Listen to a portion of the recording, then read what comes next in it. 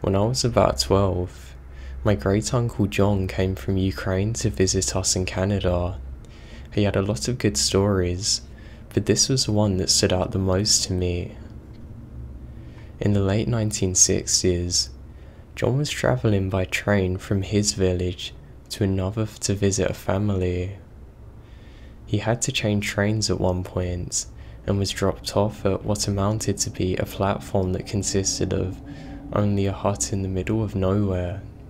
There was nothing else at the station other than a dirt road that led off into the surrounding woods. There was nothing there. He waited for some time, but no train came. It was winter and getting colder and darker, and just around the time that he started to worry about a place to stay and food to eat, an old woman appeared out of the twilight. She asked if he was waiting for such and such a train, and when he was leaving, she said that it wouldn't be along until the following day. She asked if he needed a bed for the night. She offered him a meal and a room at her home, which she said was about an hour's walk away from the station. Logging with locals was more or less standard when travelling in this part of the USSR. And Great Uncle John wasn't looking forward to a hungry night on a cold platform, so he gladly accepted her offer. He took his suitcase and they set off together down the road into the forest. It was more than an hour away, more like 2, and by the time they arrived at the woman's small 2-story home, John was tired and hungry. They went inside and the woman lit some oil lamps and warmed some borscht for them. This was the first time that John was able to see the woman clearly, and he was a bit startled to realise that the old woman was actually a man. Not wanting to make a fuss, he quickly finished up his soup and asked where he would be sleeping. She led him up the stairs to a tiny room with a window that contained a single bed and nothing more. He thanked her. They said goodnight and she closed the door. Then she locked it, leaving him alone in the dark. Somewhat creeped out by this, John called to her, but she didn't answer. He heard nothing else. Figuring that he would deal with it in the morning, and that she had probably done it by mistake, John set his suitcase down and laid on the bed. He then decided that he would make the best of a worse situation and tried to get some sleep. Before he could go to bed, he felt the urge to pee and got out of bed, hoping to find a chamber pot or something that he could pee in. He got onto his hands and knees and began to feel under the bed, into the darkness, thinking that's surely where the pot should be. Instead, while rummaging around, he found a body. That sounds like something that happened to me. Nope, Great Uncle John said, and went right to the window to see if he could find the exit to the room. There was a way out, but it was now shut. Definitely something that happened to me. He knew that if he remained in the room, he was probably a dead man, but if he broke the window and tried to get out that way, there was a good chance that the old woman would come and kill him. So he did the only thing he could do. He pulled the body from under the bed, heaved it onto the mattress, he covered it in the mattress, and then hid under the bed, and waited. Sure enough, about an hour later, he heard footsteps slowly coming up the stairs and then towards a room. The lock clicked, and the knob slowly turned. In the gloom entered a person. They went towards the bed. Then he heard several terrifying and sickening thuds. The person had bashed the body on the bed with a large crowbar, which they then dropped onto the floor, right in front of John. There was silence. Then the person went out of the room and the door was shut again. The footsteps went down the stairs. There was silence once more. John moved out from under the bed, took the crowbar, and was able to slowly pry the window. Now he didn't tell me, but I can imagine he was terrified the whole time. When the window was up, he threw his suitcase out and then dove himself through, not caring what was below him, only worried about what was behind him. Luckily, he managed to land without too much injury. He began to run into a field behind the home towards a light in the far distance. It turned out to be a highway with some military and transport trucks on it. John was able to catch a ride to another village, and he eventually got to the train. He never reported what happened. He just thanked God that he escaped and decided to travel with relatives next time.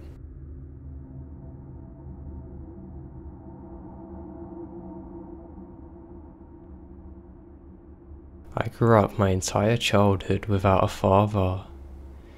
When I turned 15, I got really into hunting and enjoyed guns in general. My uncle is an avid hunter, gun builder, and ammunition reloader. He loves hunting. This was a common interest that made us become very close. He was my father figure and taught me a lot that made me the man that I am today. Now to the story. My uncle's father lives in Montana, which allowed us to get resident pricing on big game hunting targets. Once a year, we would head up to his property and hunt for a week. Usually, this would go off without a hitch, and if we were lucky, we would get the shot we were looking for. Unfortunately, not this year. Just like every year, we headed up to his father's property in northern Montana. That night, we headed out to get some hunting cameras, so that way we knew there was some deer in the area. So we knew it was a good place to hunt. It must have been 1 AM, and we were driving down this 2-lane dirt road heading into the woods. We were always the only people on the road, since it was so early in the morning. This particular time, we saw a headlight approaching from behind us, but we didn't really think much of it. It might have just been the first encounter we had that we actually noticed. Normally, we're in our own world up here. We figured that they must have been doing the same thing as us. After tailing us for some time, the headlights disappeared, which was strange since there were no turn-offs on this particular road. A few seconds go by. All of a sudden, we see the truck driving on the shoulder to our right with all the lights off. The shoulder was a small hill with brush and a fence fairly close to it.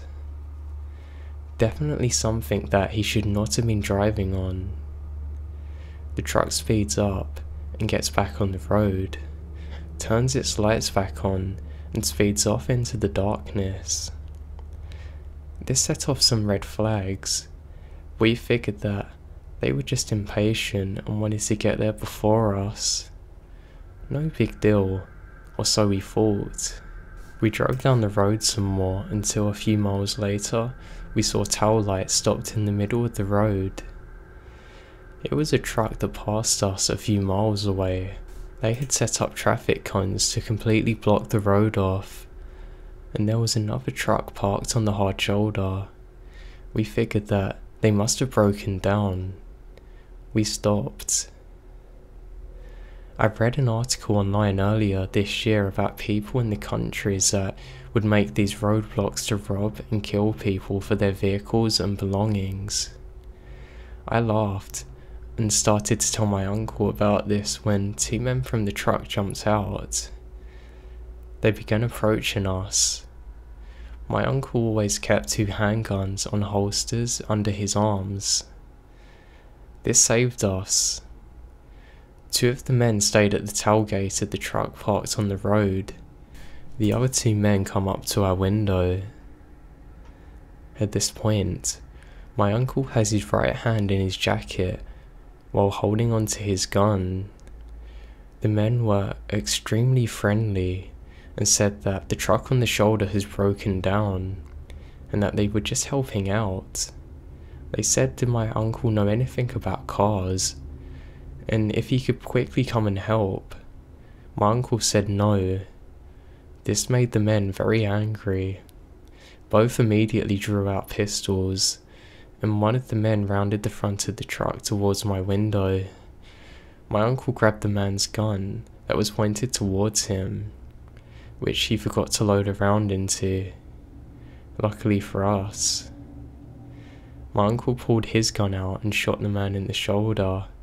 He slammed onto the gas, driving on the left shoulder past all of the men. I then looked back, and I could see 3 other men gathering around the man that my uncle had shot.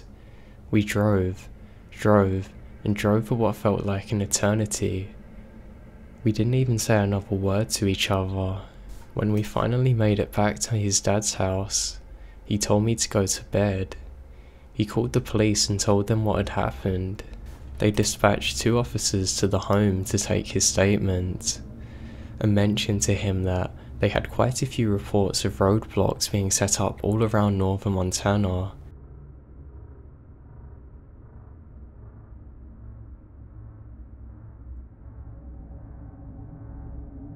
This happened to me when I was a young boy. I'm now in my late 50s, and haven't thought about being 10 years old in a long time.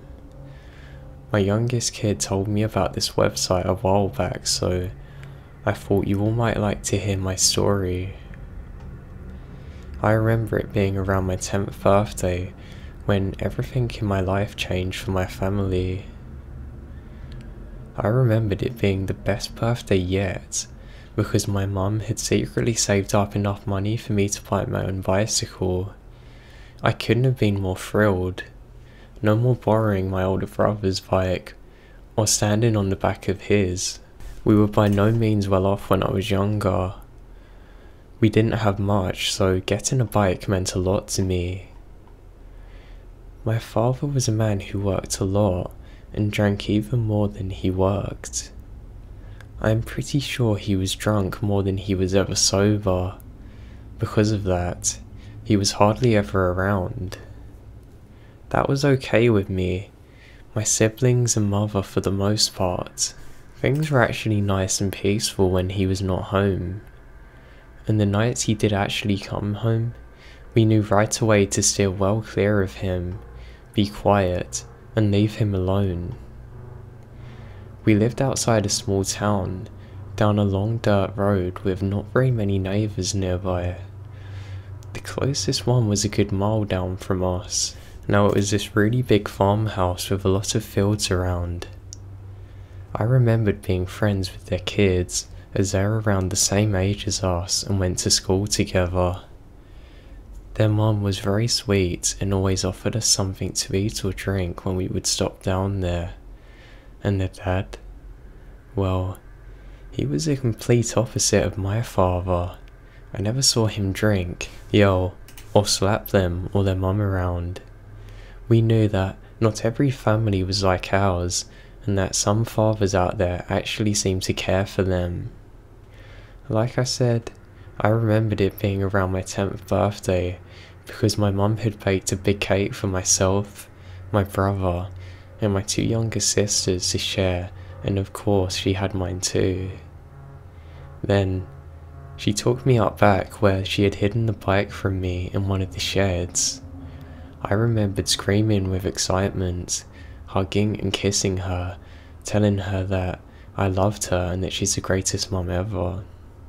I hopped on it right away and took off up and down the road to test it out. It was a great feeling in that moment. When something so great happens, you kind of forget all the regular hell that life can give you. Things were good the next couple of days. My father had not been really home for almost a week at this point. Sometimes he would just stop in for a few moments here and there. I guess just to check up and make sure that my mum hadn't left him or anything. When I was that age, I hardly recall any point in time that he was home more than 2 nights in a row. We never knew what he was doing or what he was up to, We just knew that it was better at home without him there. I remembered riding my bike down the dirt road, on my way home from running into town to pick up something at the grocery store. Now that was for my mum, when my dad's truck passed me and kept on heading directly towards home. It made me not even want to go back home, but really, what else could I do? The sun had just started to go down, and normally if he did come home, it was right after work, or at the very least late in the night. It was kind of odd that he was on his way home. By the time that I pulled up to the yard, I could already hear the yelling. I could hear my mum's voice trying to reason with him for something, and I would hear my dad's voice just overpowering hers. I heard something smash. I didn't want to go inside. I could hear my sister bawling and then my mum crying too. My older brother just happened to be down at the neighbour's place that had the farmhouse. I really didn't want to go inside at this point. I heard another smash. I decided to go in because I couldn't leave my mum and sisters in there alone with him. I peeked in the window of the door before I actually walked in and saw the house getting destroyed right in front of my family by crazy drunk father. I tried opening the door slightly and getting my sister's attention to come out, but my dad had seen and went from focusing on them to me. I blocked a lot of this out, but from what I can remember, he turned straight and went to pick me up by my shoulders and started screaming in my face. My mum was behind him, begging him to put me down, but he just turned and slapped her. From what I could tell, he was livid from the fact that I was riding down the road without any of my siblings around me. When he got home, he confronted my mum. He got it out of her that she had secretly been stashing away money to save up for a bike. That's when he lost it. I'm sure he had drank pretty heavy that day. I remembered the smell of his breath was like sour whiskey. He was sure that my mum was hiding other things from him and that he was gonna find out. This is when he began tearing up all of the home. All the furniture was thrown around. Lamps and pictures had been smashed. He threw me against one of the walls and looked up from the floor. He had stormed into the kitchen and smashed what was left of my birthday cake. Both my sisters were crying and huddled in a corner. My mum had blood down her face. That was it for me. This was the worst I'd seen my father, and I was scared. I ran out of the home, hopped onto my bike and started heading towards the neighbours. We didn't have a telephone, but I knew all I had to do was go and call the police in town to stop him. I was hardly able to make it out of the driveway when I heard the front door open and heard my father yelling at me to get back there. I just kept on pedaling, thinking that I need to get to the neighbours. Everything will be okay if I can. That's when I heard his truck start up. I looked behind me. He was heading out of the driveway and straight towards me. I could see the neighbour's home in the distance. I moved onto the dirt path and kept on pedaling until I saw the headlights getting closer and closer. I looked behind me. He was just so close that I knew he was going to do some damage. I remember jumping off the bike towards the side of the road, tumbling into a field. I shot up and just stayed running across the fields towards my neighbours, hearing my dad yelling but not really caring. When I looked behind me, I saw my father had already turned around and was heading back towards the home. I think the most terrifying thing for me was being chased by my dad down that dirt path. I got to the neighbour's house a few minutes later. I pounded on the door. Then Mum opened the door and took a step back because at this point, I was sobbing, shaking, and probably didn't look like my normal self. She took me inside and called her husband to get in there. I was in the middle of yelling, and my brother and my friend walked in from playing out the back, and in about 2 seconds, he was out the door heading towards home. The mum called the police in town and they said they'd dispatch someone immediately. About 10 minutes had passed and no police had shown up. I begged the husband to please drive me home. I didn't know what was happening. I was scared. He agreed since he knew that my little sisters and mum were there. About halfway down the road, we went past my bike. It was completely mangled up and a real mess. My dad ran it over with his truck on purpose. I began crying, partly because I love that bike, and mostly because I could have still been on it when he did that. When we got to the home, my father's truck was gone. Apparently, my brother ran all the way home, got a baseball bat that was on the side of the home, and with no hesitation, walked into the living room and smashed my dad's kneecap. As he laid there screaming, my brother grabbed my sister and mother and ran off into the bedrooms. He was able to crawl out to his truck and drive away. The cops showed up a few minutes after the neighbour and I arrived and took down everything that happened. They found my father about an hour later. He was actually found inside a tavern. Said it wasn't very hard to find him since he was a known drunk in the area. They arrested him on the spot. The night after the police found my father, the neighbours invited us to stay with them for however long we needed.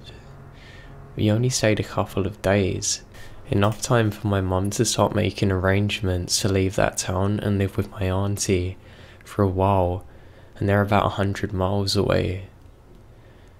I never did see my father again after that. I have never really minded that. I know he wasn't in jail for too long because shortly after we settled in at my aunt's, that's when the phone calls and letters started. But my mum never cared. Who would? After a year or so, she managed to get a divorce. I never really paid much attention to that as I was still young and living in a different life than I had before. We stayed with my auntie for a couple of years until my mum could get another place. At this point, my brother was 16 or 17, so he could help bring in money too. Life was better after that.